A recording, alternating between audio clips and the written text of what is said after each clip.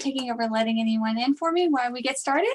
Yes, ma'am. Right, thank you. So good evening and welcome. For those of you who don't know me, my name is Valerie Peacock. I'm the Clarice and Robert H. Smith educator at the National Sporting Library Museum, and we are located in Middleburg, Virginia.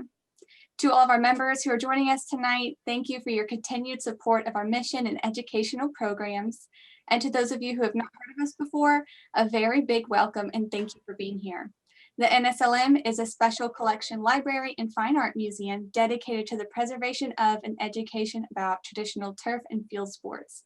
These include angling, equestrian sports, and wing shooting, as well as advocating for the conservation of landscape, open space, and waterways integral to these activities. Thank you all for joining us as we welcome our newest exhibition, Tucker Smith, The Celebration of Nature, a retrospective exhibition of animal and landscape imagery on loan from the National Museum of Wildlife Art in Jackson Hole, Wyoming. This exhibition is made possible at the NSLM through the generosity of the Manuel and Mary Johnson Foundation. It opened today at the NSLM and it will be on view until August 22nd, 2021. We are open Fridays and Saturdays for time tickets at 11, 2, and 3:30 p.m. And we invite you to come out and visit and experience over 75 works by Tucker Smith depicting stunning wildlife and landscape scenes. This is a really great opportunity for us to continue working with the National Museum of Wildlife and Art. The NMWA has been a great supporter of us since we opened our museum in 2011 with several painting loans. They loaned the major painting in Tucker Smith, The Refuge, in 1999 for our inaugural exhibition, A Field in America, 400 Years of Animal and Sporting Art. And we're proud to welcome back The Refuge nearly 10 years later in Tucker Smith, A Celebration of Nature. We also had the opportunity to be a venue for another fabulous traveling exhibition organized by the NMWA, Bob Kuhn, Drawing on Instinct. Before I introduce our speakers, I just want to go over a few housekeeping details. So we'll have time for audience questions and comments. Throughout the program, if you have a question, please feel free to use the chat function to type that in. Or at the end of the program, just take yourself off mute and ask your question directly. We are being recorded and we'll send this program out to you through a private link in the coming weeks. And tonight I'm pleased to introduce our speakers. We have Byron Price, who is the director of the Charles M. Russell Center for the Study of Art of the American West at the University of Oklahoma and is the director of the University of Oklahoma Press.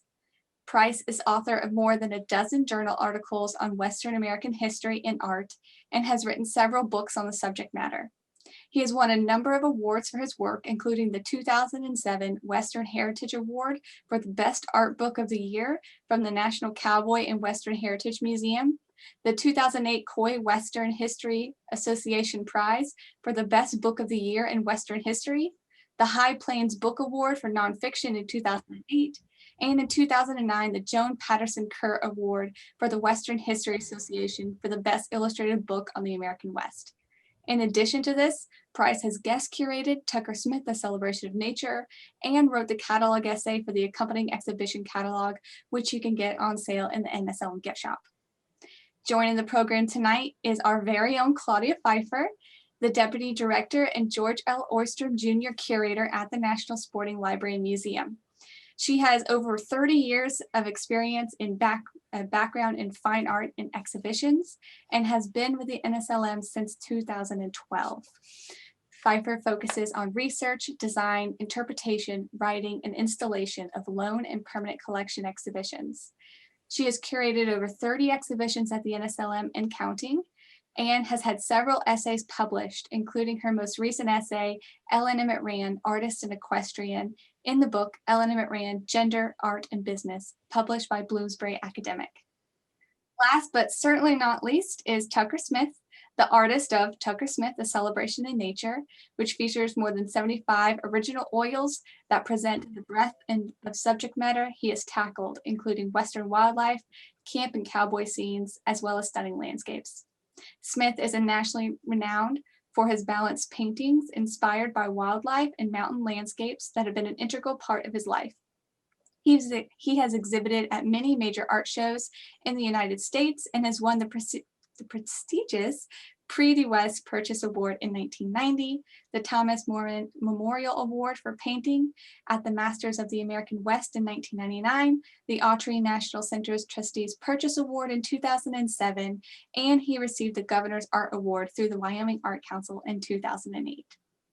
We hope that tonight's program inspires you to visit and learn more about the wildlife, landscape, and Western scenes on view in Tucker Smith, A Celebration of Nature at NSLN. Without further delay, I'm going to turn tonight's program over to Tucker and our curators. Well, thank you very much. First of all, I want to say thanks everybody for joining us, and want to say that how fortunate, grateful, and honored I am to have this exhibit. And I'm particularly pleased to have it at the National Sporting Library and Museum. The photo that you're seeing here is me on my old horse, Blue, in the Wind River Mountains that are so important to me. It was when I was going to college, I worked in the summer on the for the Forest Service on trail crew. One night we were camped in this spot and the coyotes started howling and raising quite a ruckus. We were in bed. And then the mules started to bray with the coyotes. And all of a sudden, a mountain lion roared. A mountain lion, when they roar, it sounds like a woman being murdered. And everything went immediately quiet, except we could hear that the horses and mules pulled their pickets and were headed back down the trail.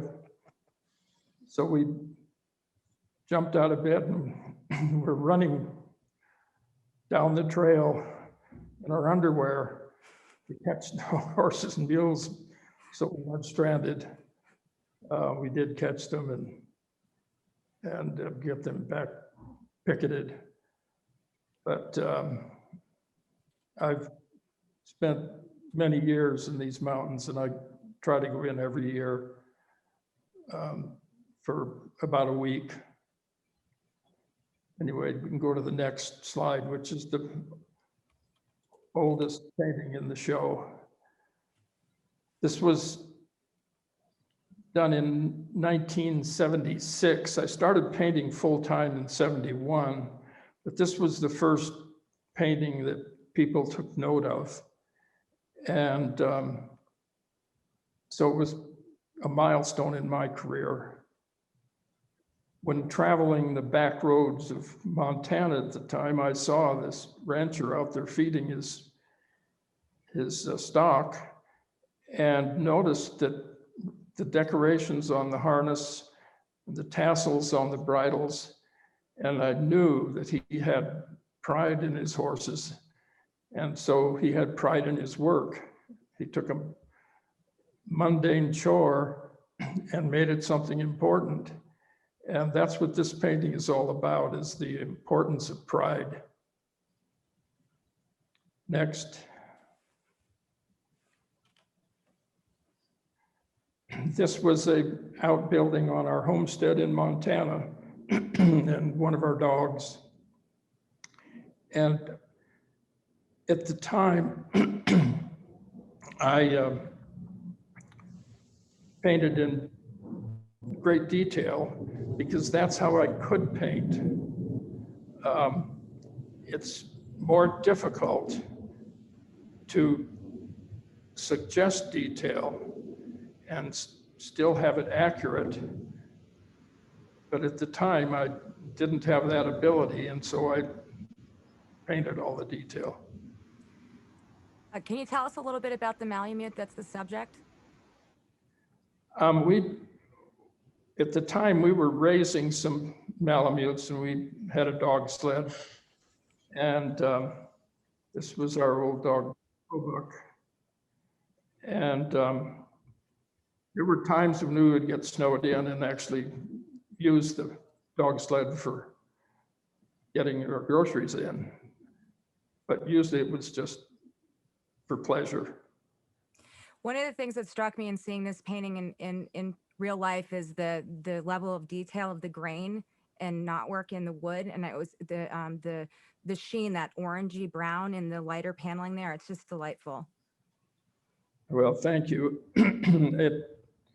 You'll notice the composition too ties the dog in with the building, and that's important to make a painting hold together. Even though the detail is clear out on the edges, your eye is still drawn to the dog and that part of the building. Did you work from a photograph? Oh, yes, but I used sketches too. One of the sketches is you have there, and I don't know if it's displayed or not, but there's a sketch for this painting. The sketches and the photographs are in the library display, so they are out available for people to see. Good. Next. All right.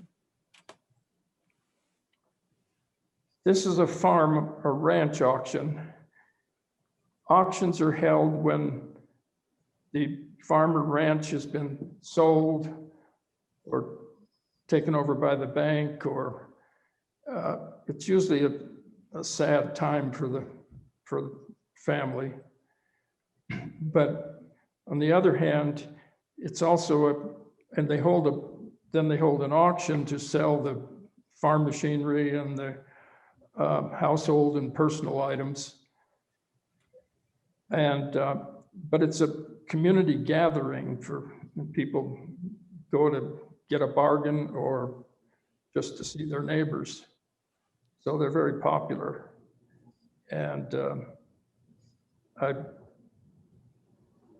painted this, and all the visual force was to the auctioneer, and it was a little too strong. So in the left foreground there, I turned that fellow's head so it would balance out that strong force going to the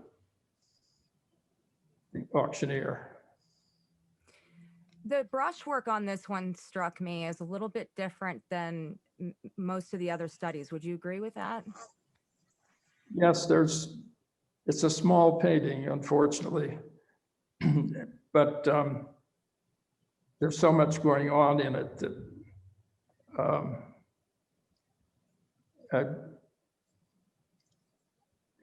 like I say, there was so much going on in it that I wasn't confident to do a larger painting of it where I could have given more finish to it.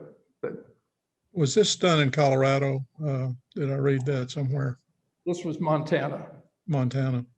It reminds me of the era of the tractorcades, the depression in the farm economy, and the forced auction of some of the farmers' farms. And this, I thought, with the focus on the tractor, which is hard to miss on the you've divided the painting so nicely and provided that little glimpse of landscape through the copse of trees there, that maybe you were commenting upon that particular era.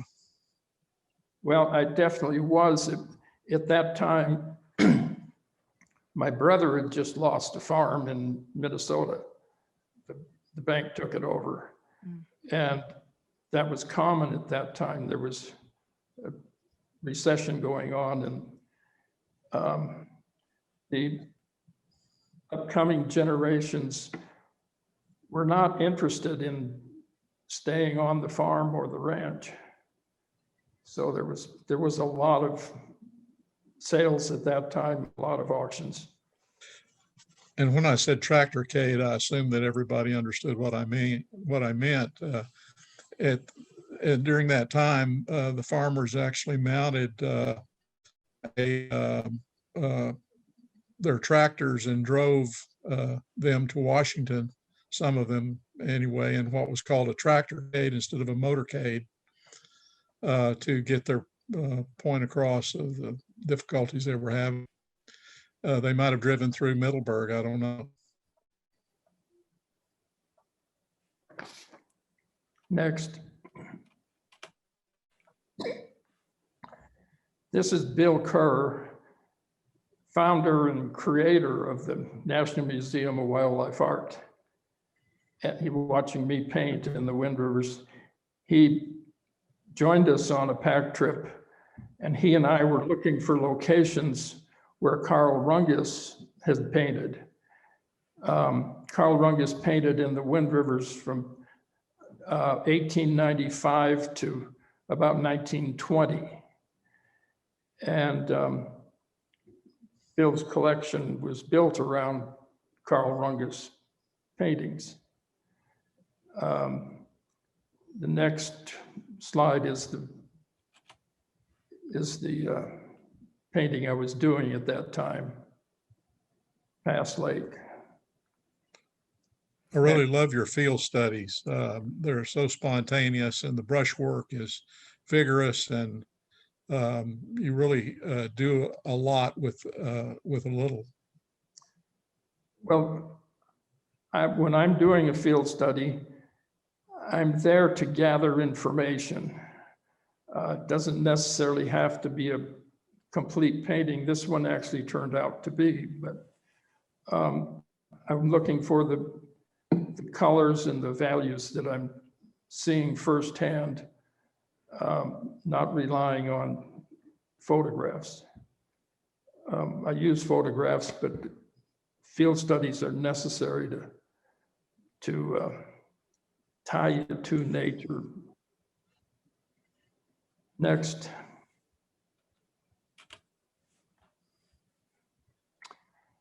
This painting was the same trip, and I'll let Byron talk about this painting. The outfitter and the wrangler are taking the horses out to graze in the evening, but Byron.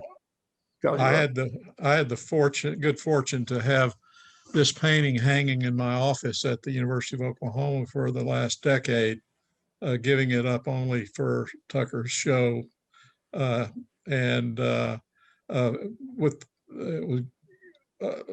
in the collection of William Kerr and Jaffa Kerr, dear friends of mine as well as Tucker's, and a great supporter of the University of Oklahoma. And he knew that I liked this painting, and so it was in his collection, and he allowed me to hang it in the Charles M. Russell Center, where it hung with some of the work, not original work, unfortunately, but prints of Charles M. Russell. And I enjoy this painting, and I recall Tucker saying that when you include people in a painting, it changes the focus. And I think that the people here didn't change the focus too much. And for me, I've always wondered what was around the curve, and I've loved the reflection of the horses in the water, as well as the landscape. It is, I can look at this painting and be lost in it for minutes and hours, just imagining, and it's such a peaceful work, and for my money, it's one of Tucker's best. Love the composition. One of the things that I noticed immediately in seeing this one in person is that the striking color, and the photo's a little bit soft in terms of the brightness of the pigments in it. That red and yellow contrast is striking. The other question I had about this was, this also seems to be sort of looking at your sizes, your earlier paintings being smaller and that you're ranging into bigger and bigger compositions, where this is the first one that's a full-size canvas in the exhibition. Is this a fair assessment, or is it just the particular groupings that were selected for the show?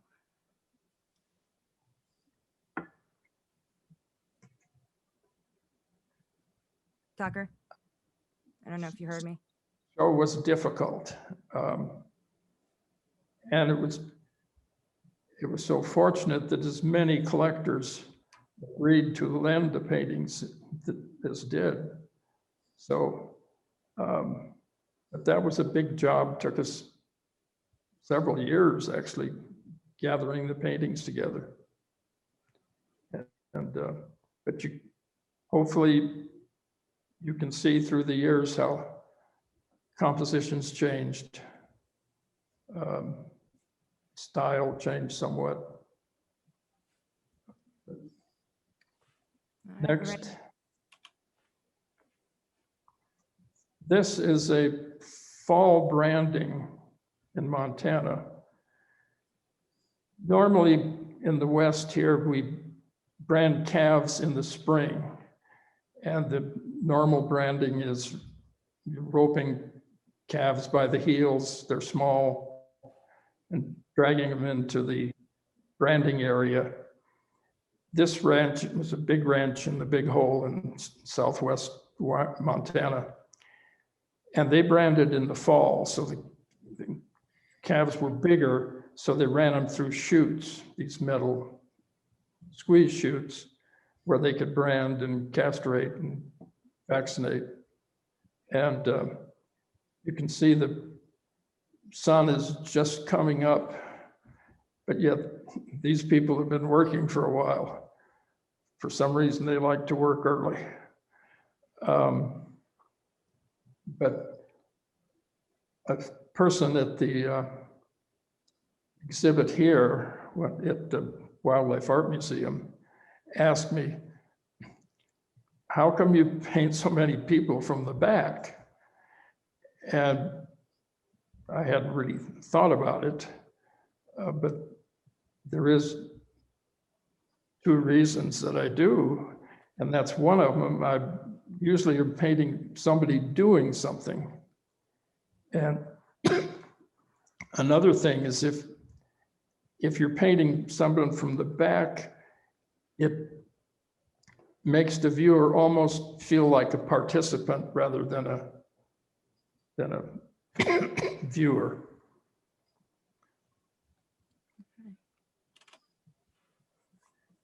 This is Vista Pass. This is Gene's and one of my favorite spots. It's about 15 miles in from the trailhead.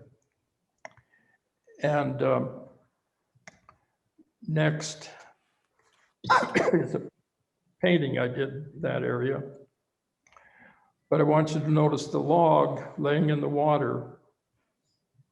I painted this painting in 1989, but that log still looks the same right now.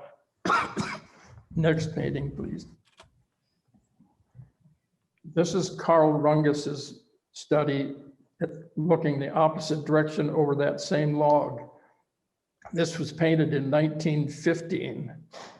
So that log has not changed at all, and it's laying in water. I really like seeing these two next to each other. There's absolutely no question that this is a Carl Rungius and that your approach is a Tucker Smith approach. So that was a really intriguing thing in looking at your different brush stroke techniques. Carl was a fantastic plein air painter, and does not get enough credit for, he was one of the outstanding American Impressionists. And I don't think he's properly recognized as so. How many Carl Rungius sites have you been to? How many Sites. Locations? This locations, let's see. And this was one that Bill and I found, probably about 4 or 5 spots. he had an extensive collection of these studies and bigger runguses too. And we had Polaroid photos of them, so we could find the exact spots. One was a little interesting. We could not find it. Finally, we decided it had to be this particular lake. Everything fit. The lake had an island in it, and Rungus didn't put the island in. That really threw us. So I think I had read that the trips are usually for about a week. How many studies do you do on one excursion? I started out these trips painting with Clyde Aspavig, a very good landscape painter. And he is very fast. He could do 5 a day. Now, the most I've ever done on one day is 3, and I was totally exhausted. The concentration is so intense that it is exhausting. But I usually just come back from a week's trip with a few. In the early days, I would come back with more. Now I come back with very few. But now I take more photos. This one, I was on this trip, I was going to breakfast, saw this scene and decided I needed to paint that next. So I got out my easel and painted instead of had breakfast, but I should have turned around because there was a fantastic composition going on behind me that I didn't take note of. Next. This is the study I did. And this shows what I'm after with the study. I'm trying to get the light and the colors. I don't need to finish it. It wasn't finished. But I used this information to do the painting, which is the next slide.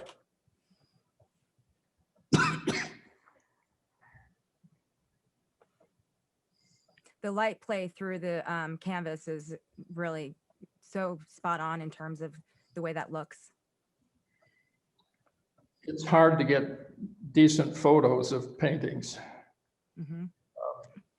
And I like the S curve of the smoke that replicates sort of the tint shape and draws your eye back to the center of the painting as well. And it's also a bit about camaraderie and the mood of the camp, the sort of the unhurried kind of time for reflection. Not everything is all hurry up and go. Yeah, those are great times. This is the painting that won the Prix de West Purchase Award, Return of Summer. When I saw this scene, there were cattle, actually Charolais cattle out there, but when I saw it, I thought, what did this look like when the bison were there? So I put bison in it, and like Byron was instrumental in. I was director of the National Cowboy and Western Heritage Museum when this painting was displayed at the Prix de West show, which is our annual, was our annual show. It still is, although I'm not there anymore. And it was immediately seen for what it was as a great painting. And the bison, you really took, I think you take a chance when you've got it's a great landscape, and then someone with lesser skill might have pasted a bison into the scene, but you really made it an integral part and made the bison match in stature the landscape.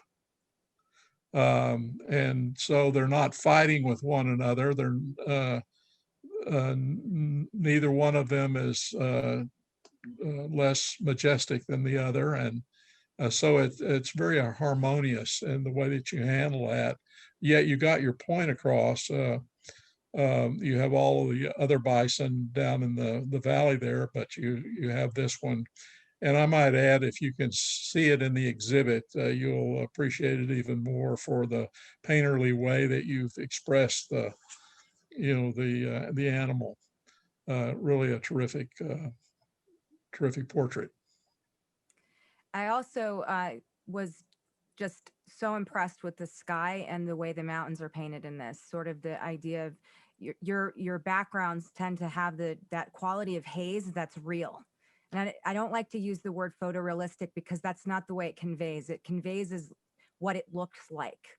And that softness in the background, I thought was a wonderful way of making the background recede to really focus on the portrait of the bison in the foreground. I try to make my paintings look three-dimensional, and I can't even explain how that's done, but I'm consciously trying to do that for the whole painting. Next. Oh, sorry. This is how hay was put up when I was young. I started working on ranches when I was 13 years old. And this is the work we did, was put up hay. And it was put up loose. Nowadays it's all bales. But there still is a ranch north of us in the Oberg Basin that uses horses to put up loose hay. So I was fortunate to be able to see them do this and do some paintings from that. And years ago in Jackson Hole, one could see these hay racks. They were quite common, but now I think they're almost all gone or altogether gone. Yes, that's it's called a beaver slide, and the hay is pushed up the slide to the top of the stack by what's called a plunger. But you're right, there used to be common throughout Wyoming and Montana to see the beaver slides. Now it's all mechanized, bales of hay. Next. Jean and I took a trip to Norway, and this is a sunset scene in Oslo. And one of the only paintings I've ever painted the sun. And strangely, I put it right on the edge of the painting, but it seemed to work. And so this painting was all about the sun. I also was, this is one of those paintings that's deceptive in terms of size. It's quite small actually, but it has a wonderful quality about it that makes it seem like a larger painting. And yeah, some of them. Go ahead, Tucker. I wish some of them were larger. But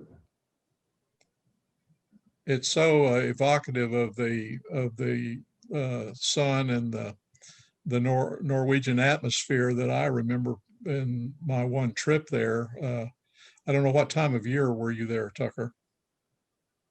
We were there in May. Well, I was there in October, and it was very similar around Tromsø and north of the Arctic Circle. Yes, I guess it was May and the first part of June, because we went up to see the midnight sun. I've done a number of cattle and cowboy paintings. This is the only one that is in the exhibit. the color of the sagebrush is so authentic in all of the works that blue green. It's just such a strong representation. And I think the pastoral nature of this particular painting blends so nicely with the landscape and the harmony that these grazers have in moving across the landscape like this. And it's really a timeless painting or timeless exercise that these cowboys and their animals are changing pastures. Been doing that for millennia. Fortunately, at that time, there were still a lot of Hereford cattle of different colors. Nowadays, that herd would be all black. That's popular beef cow in the northern area today. The title of the painting is Wyoming Range, and that's the mountain range in the background there is the Wyoming Range. Next. How much time do you spend on average per painting, and what's your process like for each painting? I used to do average about 20 paintings a year. And then at one point I noticed I was doing about 12, and then 10, and now it's to a few paintings a year. So I've never been a fast painter. And my process is, first, there has to be an idea for the painting. And normally, and the way I prefer is to have an open mind when you're in the field and see something and get the idea.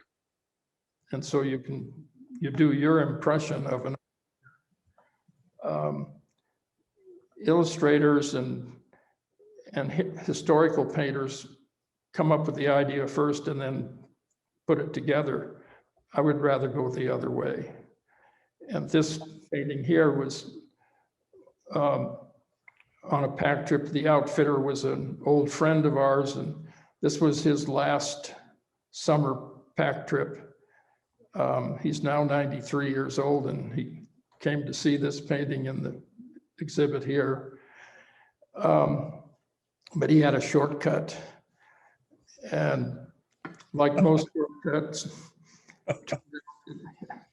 it wasn't short time-wise. We had to pick our way through the fallen rock, and it was very difficult. I like yeah, go ahead, Claudia.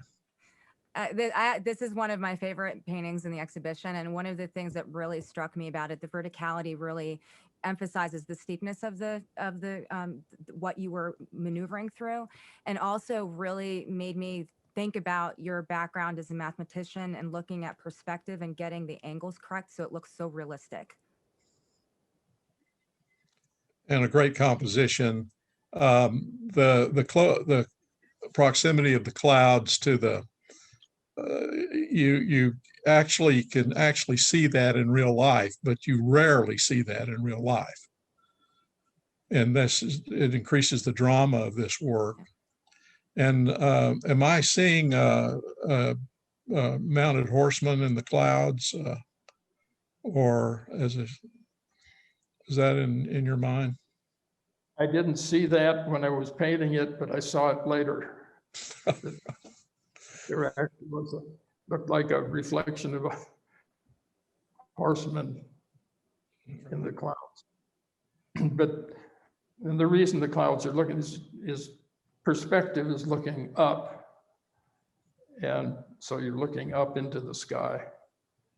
And when I was one of the lead persons going through this rock pile, and when I turned around and looked back, I knew there was a painting there. Just the composition was there. I didn't have to work on it very much. Next, this is about 2 miles from our house, this grove of aspen.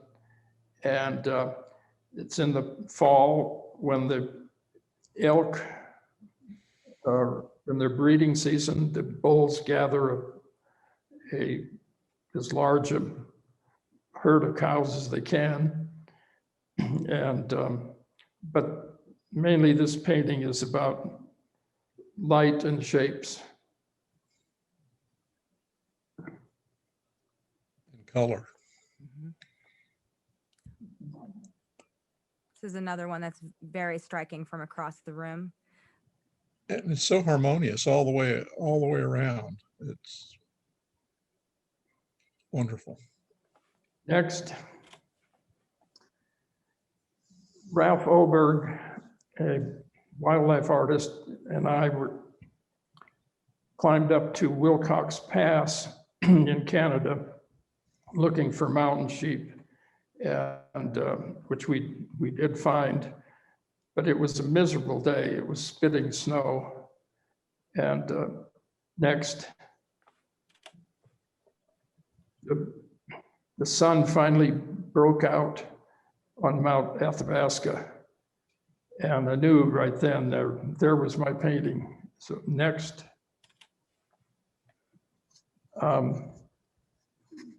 the challenge with the painting was because the cloud in shadow and the snow on the mountain were such close values, and yet I still needed to define the mountain. And I did that by just changing the color temperature. You can see that there's a little color change, not really a value change between clouds and mountain. Can you speak a little bit more about your decisions in terms of the proportions of the animals versus the landscape? Yes. When I begin a painting, that's one of the first decisions I have to make. Is this going to be a landscape painting with animals in it, or is it an animal painting with a landscape to support it? This obviously is the first, and maybe it's my preferred way of, because this is how you see wildlife. Rarely are you face to face with any of these wild animals. And and the landscape is so important to the wildlife. It's how they evolved. They are part of the landscape and vice versa. So this painting is also one that I consider a milestone. It's one of my favorite paintings.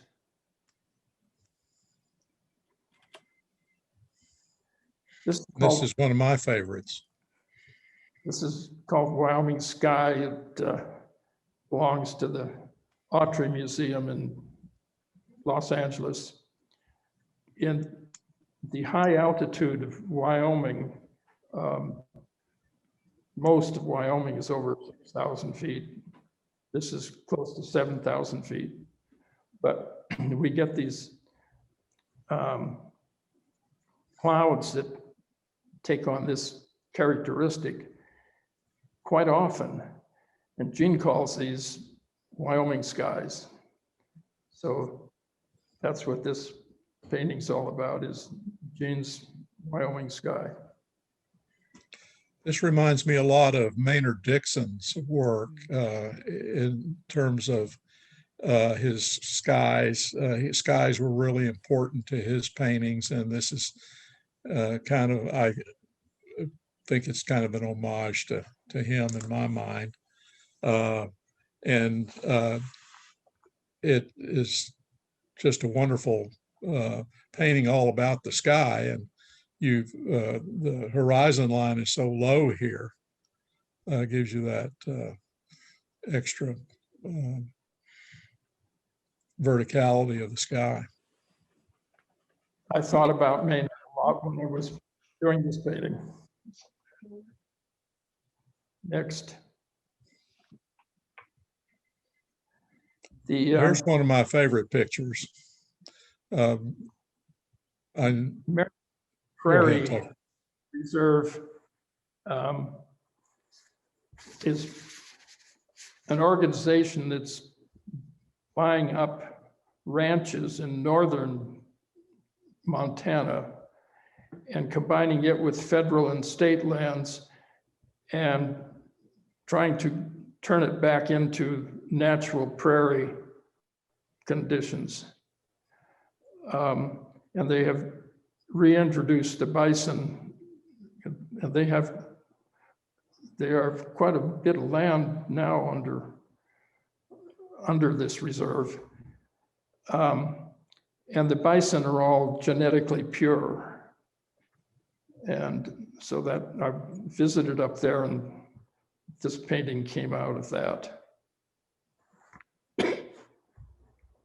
The sense of eye contact that you get with this composition is really, it's powerful. You just, every individual animal. This has a lot of the same qualities as the Charlie Russell painting, When the Land Belonged to God, which also featured a group of bison who were emerging from a river crossing. But these bison I think, have attitude. They are, in a sense, saying there's not many of us, but we're coming. And if you look at the eyes and the attitudes of I don't know if that was Tucker's intent or not, but the big bull out in front is certainly expresses that, as do some of the others, and they look like a force to be reckoned with. I certainly thought about Russell's Land Belonged to God painting when I was doing this, but strangely, the painting that kept coming into my head was Rembrandt's Night Watch of the soldiers all coming towards you. This has very little similarity to that, but I kept thinking of in the composition as being similar. Next. Now, one of the biggest problems an outfitter has up in the mountains is keeping the horses and mules from running back to trailhead. So when they're out grazing, they have to be watched very closely. And when they're not grazing, they're put on a tie line. And this photo was from 1989, and this sun had just broke out after a long period of rain. And at the time, I did a couple paintings of this idea, but I concentrated on the horses and mules. And so last year I went back and revisited this scene and concentrated on the landscape. So next is the painting of the landscape, what was going on at the time. And compositionally, I left a gap on the right-hand side between the trees so he could move from the horses into the landscape. And I left a gap between horses on the left so you weren't fenced in from getting from foreground to middle ground. Can you speak a little bit more about the different outfitters that you used over the years? We haven't used too many, I guess 3. The first one we used, and this was his outfit here, was named Irv Lozier. His grandfather, also named Irv Lozier, was who outfitted Carl Rungus. He's the one that took Carl Rungus back into this country. And this area is Lozier Lakes, named after him. But, and that we grew up with this Irv Lozier, so we knew him. But the main reason we used him is because he was familiar with Rungus and where he had painted. Then we went to we used the Skinner brothers, and then to Todd Stevie is the outfitter we use now at Green River Lakes. And we've used Todd for a number of years now. And food is very important. And they usually have very good camp cooks. I've also gone in with myself and with my brother or friends. But if you aren't with an outfitter, that means that you have to spend a lot of time with the horses, with the camp, cooking. There isn't a whole lot of time to paint. So it's just much more productive going with an outfitter. It's just a great time. Next. So, yes. This was a Kentucky Derby. I spent a week on a horse farm in Lexington, Kentucky, ending up at the Kentucky Derby. And I had a horseman's pass, which meant I was allowed anywhere on the grounds with the exception of the grandstand. I didn't have a seat, but I could actually get out on the track. And I did a little study of this, 10 by 12 study of this scene. But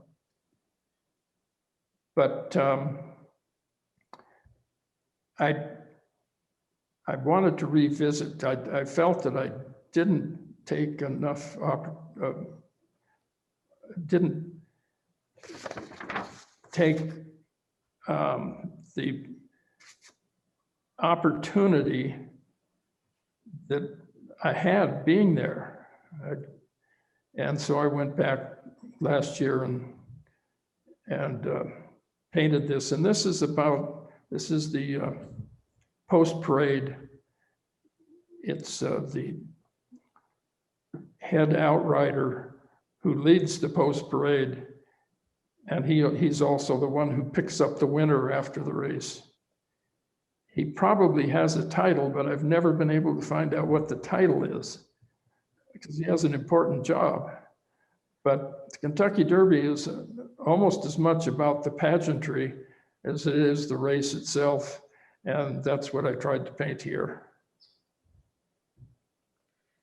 so this was another painting that is a large composition.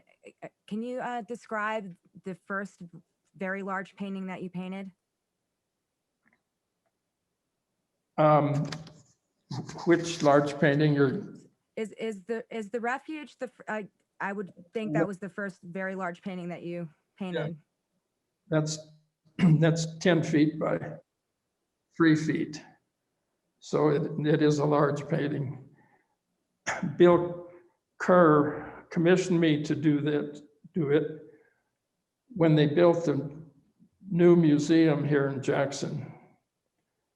The museum, the Wildlife Art Museum, overlooks the elk refuge from pretty much that same vantage point.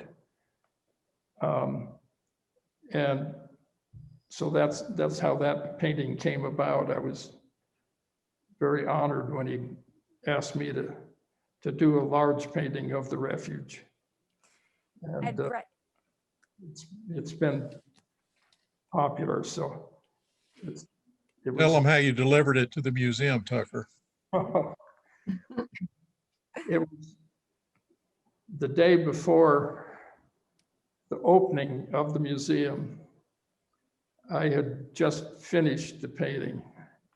It really came down to crunch time. And it was so large, the only way I could haul it was in the horse trailer. I had a 4-horse trailer So we put the painting in the 4-horse trailer and took it to the museum the day before the grand opening. Museum professionals love it when horse trailers show up. Yeah. We've used that horse trailer for a lot of things. Great.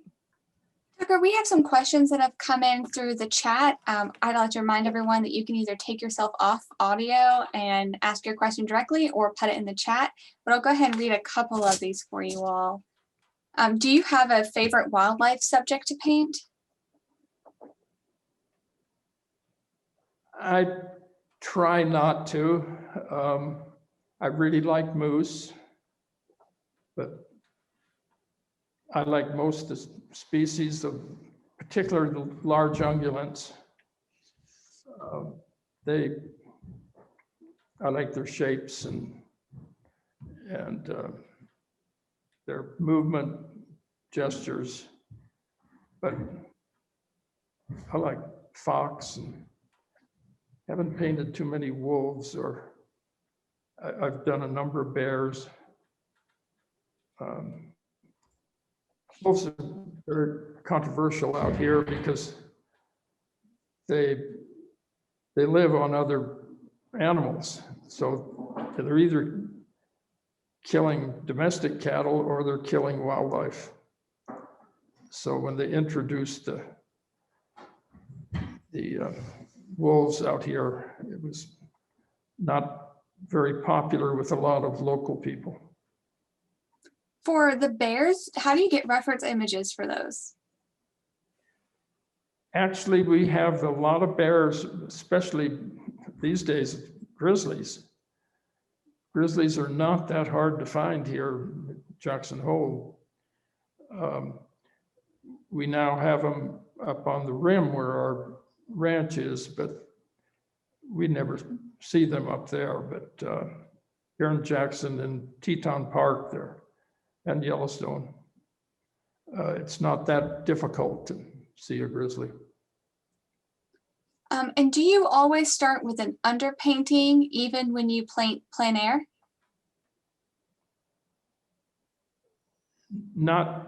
I do a rough drawing with a turpentine wash to outline the major shapes and to lay in the composition.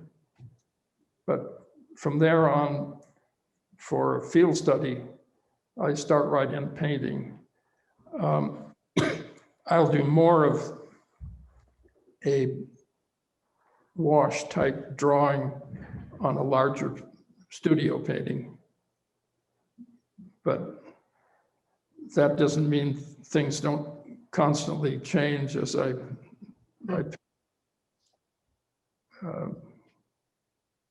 For your field studies, how long do you normally spend on those on average?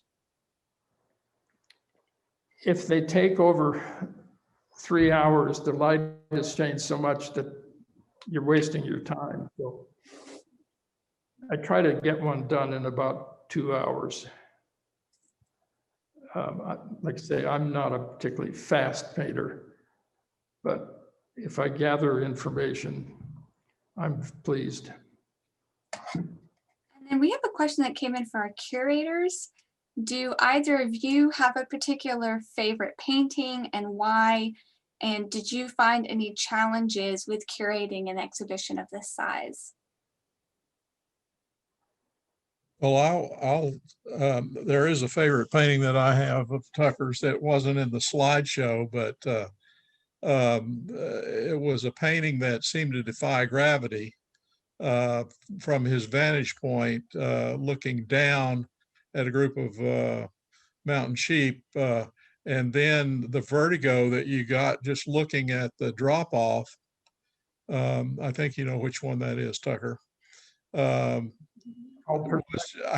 you got that or imagined that composition and got it to work like that. It was just phenomenal. And it let me know for sure that you are on the spot. Nobody could imagine that whole thing and do it that way, but it was terrific work. I normally do paintings looking up at a mountain. That particular one was, I was on top of the mountain looking down. Yeah. That's why I called it perspective. I think I'd mentioned earlier, Monty's Pass and Return to the Prairie are probably my the top two from the exhibition. From a sentimental standpoint, I have to say that Mountain Goat, the study, really resonates with me. It relates to an experience I had when I was 14 years old at Glacier National Park, running into a herd of mountain goats on the glacier hike that we took. So that one's a sweet one, a sweet memory for me. That actually was Glacier Park where that scene came from. And it's a loosely done study. Or was it the other Glacier Park goat study? Goat painting. I don't know which one you guess you're talking about. The one that was at Glacier. Yeah, both of them were Glacier, but The small one. yeah, okay. And Byron and Claudia, can either of you speak to the challenges with curating an exhibition of over 75 pieces? Well, the problem is you will want to include more rather than less. So the challenge is to give the breadth and depth of Tucker's work first priority. And that necessitates making some hard choices. And fortunately, we were able to include a few more paintings than one might normally do, and that's good because you'd hate to leave out one that you really felt was indicative of something in his development or something in the style or the breadth of his. There are paintings from Spain, there are paintings from California, there are paintings from all over the world, and I can't see leaving out any of them. We were very fortunate that the lenders agreed to lend their paintings. One of them came from London. That was interesting, getting it from here, from London to here. Curating a traveling exhibition, I think the challenges end up being true to the intent of the exhibition in your space. And this show is quite large for our venue, and being able to include all of them and have them hung well so they don't look crowded or overwhelm one another, and making choices in terms of maybe adjusting the chronology of it to have it look more balanced in the space would probably be the biggest challenges with a 75 painting show in our museum. And Tucker, what do you find the most challenging and the most rewarding about painting wildlife and landscapes? I have always liked to draw and paint animals. And as you can see, I didn't specialize just in wildlife painting, but that's of course my interest. And so usually the animal to me is one of the easier parts of the painting because I know what I'm going to do with the animal. I don't always know how I'm going to control the environment to make the whole painting work. So usually I have more information and are more confident with the animal than I am the rest of the painting. And do you have any advice for any artist who wants to start painting wildlife scenes? Yes, If you're very serious, you need to get outdoors and paint and sketch. And then you're looking at the real thing. And that's very important to develop your color and values. And then need to draw and draw and draw. Those are the two important things. Today, people are cheating by skipping the drawing part. They're using computers and to the point where they're missing out on all the fun. The fun part is the drawing.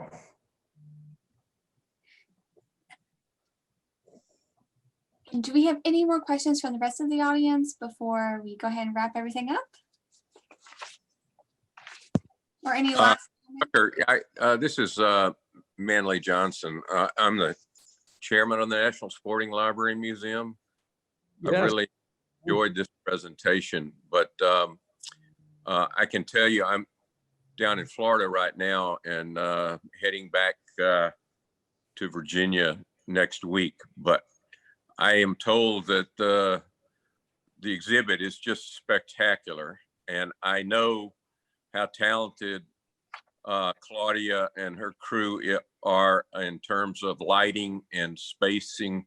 I'm just looking forward to seeing it all hung. And you know, I've admired your work for a long time, and I've got a lot of friends from the Jackson area who've been talking about you forever.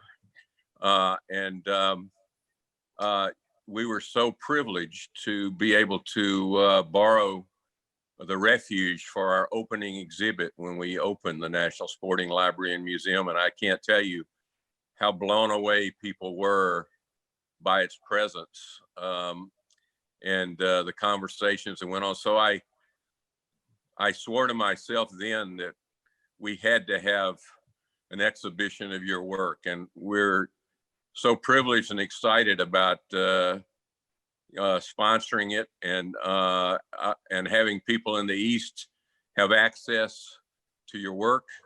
So we thank you for allowing us to exhibit your work, and we're looking forward to meeting you personally May 20th and having a great event acknowledging and celebrating the exhibit. So this has been a real pleasure, and I want you to know how excited we all are, and how much we're looking forward to a lot of the your admirers and patrons who are going to come to the exhibit. So thank you so much, and thank you for sharing you know, your thoughts today. It's great to be able to do this virtual event, but it's also nice that we're hopefully about to exit this pandemic and all see each other on a personal basis. So again, thanks again, Tucker, and everyone who participated in this event. Well, thank you, Manley, and thank you for your support for this exhibit.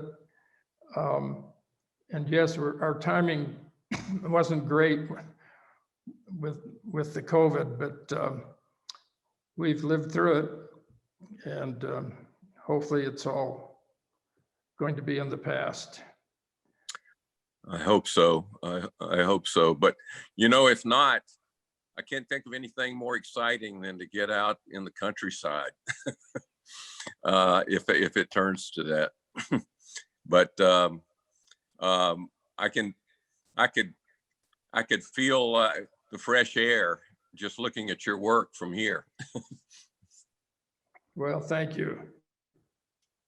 Thank you so much, Thank Dr. Johnson. And thank you all for joining us for Evening with the Artist. This program has been recorded, and it will be available in the coming weeks via a private link, and I'll send that out to you. Thank you again to all of our members who make programs like this possible. and to Tucker Smith for taking the time to speak with us this evening, and to our curators, Byron and Claudia, who diligently worked to curate this exhibition and catalog. I am pleased to announce, like Tucker, we'll be back for another program in May, and you can find information about the NSLM members Artist Talk and Open Paint and the virtual Artist Talk on our website or by emailing us. And Tucker Smith, The Celebration of Nature, is on view until August 22nd, 2021. And you can reserve tickets to see this on the NSLM website for Fridays and Saturdays. And for those of you who won't be able to experience it in person, we will have a 360-degree virtual tour posted on the website in the coming weeks. So thank you all again for joining.